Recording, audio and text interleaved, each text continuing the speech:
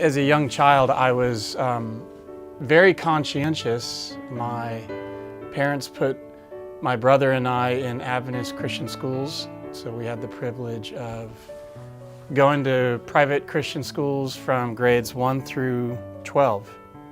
I can remember hearing a chapel talk about making sure there was no sins in your heart that were left unconfessed. And so every night about, bedtime, I would go knock on Mom and Dad's door, and I would go inside and I would say, "Mom, Dad, did I sin against you today?" And they would look at me and like, "What are you talking about?" And I would say, "Well, I think I got an extra cookie, Mom, and you told me not to, and I feel bad about that." And later on, my dad would tell me that he was a little concerned because I was so punctilious and so conscientious about every little infraction. And this went on from like 8 to, I don't know, maybe 12. I went through Adventist Academy and studied under Harold Cunningham. He was my Bible teacher. And every time I see Harold Cunningham now, I always feel like I should apologize.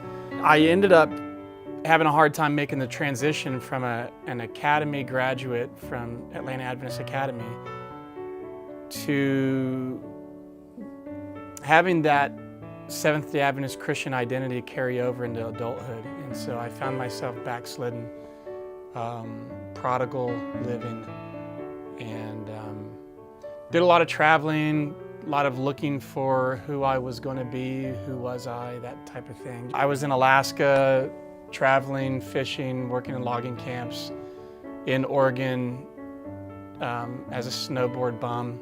My search for just having a good time and taking it easy was not fulfilling.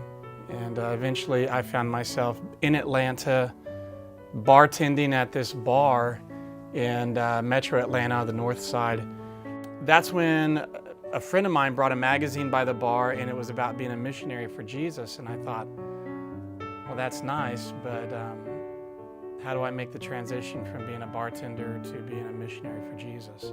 By this time, I had developed a real affinity for beer and for having a good time. But nevertheless, I found myself reading this magazine cover to cover at midnight or 1 o'clock in the morning over a 6-pack, and I really don't think it was the beer. I think it was actually the Holy Spirit. I read the whole magazine and I said, "Wow, God, if you're out there, if you're listening, if you're not mad at me, I want to be like one of these people in this magazine." All the pictures showed this genuine, happy countenance, and I really wanted that.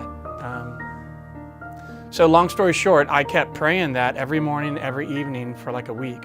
And then I went into the bar on the weekend. That's where you made your money, on the weekends.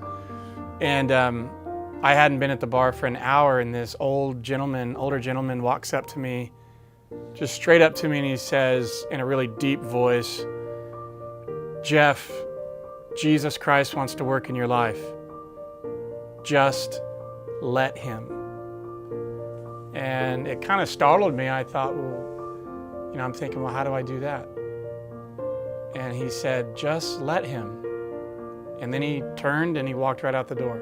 I looked around to see if any of my friends had kind of put him up to this, like maybe this was a joke, but nobody was, standing around a corner laughing. So a couple hours go by after this guy had come in this kind of divine appointment, if you will. And this couple come in from New York. You could hear their strong accent, they're from the north. And the lady said, "Bartender, I have a question for you." And I said, "Yeah, what's your question?" She said, "You must be a Christian. Are you?" I just made a joke out of it, and I said, "Well, I love Christmas, so, I must be a Christian, right?" Anyway, she said, "Oh yeah, that's cute. That's really funny, huh?" She said, "I figured you must be a Christian because you have such a kind way about you." For some reason, that really touched me deep inside. Like I started to actually tear up, that someone could see something good in me at this point in my life. They ended up leaving, and it was about 11 o'clock at night. I made last call, everybody's emptying out of the bar, and this lady walks into the bar and she says, "I'd like to hear your life story." And I said, "Well, that's kind of strange. Do I know you?" And she says, "No, you don't know me, but just humor me, if you will." So I literally got out my proverbial dirty clothes hamper and just dumped it out on the table, and like, here's all my sad stories and my life story, and there's some good in there interspersed, but basically I got to the point where a friend brings a missionary magazine by the bar. I read it, and I've been praying the whole week, "God, I want to be like one of these people in this magazine." I finally look up at the lady, and she's just got all these tears on her shirt, and I said, "I'm sorry, I didn't mean to upset you. Are you okay?" She said, "You need to sit down, Jeff. You have no idea what's happened." She said, "God told me to get across all the lanes of traffic and turn left up at the next light." She said, "So I did." And she said, "I turned left, and I'm driving up this road, and there's this bar up on the hill, and God said, go to that bar." And she said, "I pull into the parking lot, and there's only 2 cars in the parking lot, and God says, go inside." And she says, "I walked inside, and I saw you, and God said, talk to that man." And at this point, she has my undivided attention. I said, well, what's the message?" She said, "Jeff, that magazine you read last week and you've been praying over this whole week about giving your life to Jesus to be a missionary for him."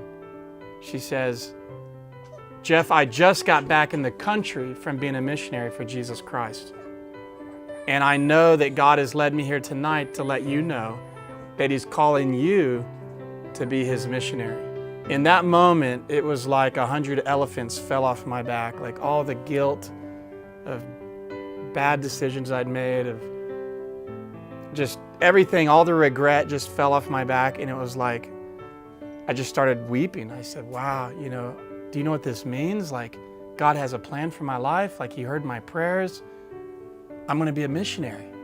So I said, wait right here. And I ran into the back and I banged on the manager's door, Mike, this really big guy.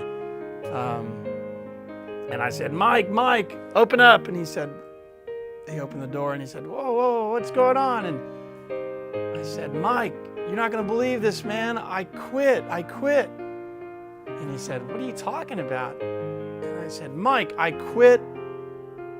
I'm going to be a missionary for Jesus Christ. I went and signed up to be trained as a missionary from this magazine. It was a magazine put out by the 1,000 Missionary Movement. They trained me for 3 months and they sent me to Hatsukaichi, Japan, a suburb of Hiroshima. They dropped me off and they said, you are a freestyle evangelist. And so I just lived there in Japan for about a year and studied the Bible, studied the language, and taught English class and taught Bible studies to people I would meet in the streets and in my classes. I got to help be a student pastor at the Collegedale Korean Church.